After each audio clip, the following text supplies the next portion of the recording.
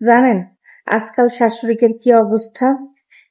যখন দেখে তার ছেলে তার বউর একটু কথা শোনে, কাজে একটু হেল্প করে, তাও অসুস্থ থাকলে, বউ অসুস্থ থাকলে একটু কাজে হেল্প করে, হ্যাঁ, এদিক ওদিক একটু ঘুরতে নিয়ে যায়, তখন সে ভাবে আরে আমি কি পোলা জন্ম দিছিলাম, খালি বউর কথায় ওঠে আর বসে, মার কোনো কথাই শোনে না।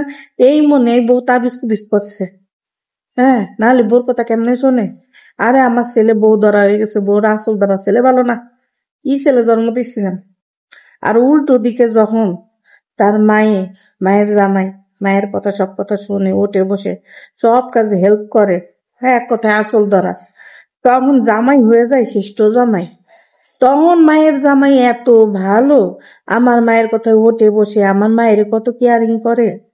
আমার মায়ের জামাইয়ের মতো কোনো জামাই হয় নাকি? এ কেমন? বউকের বেলা অন্য নিয়ম কেন?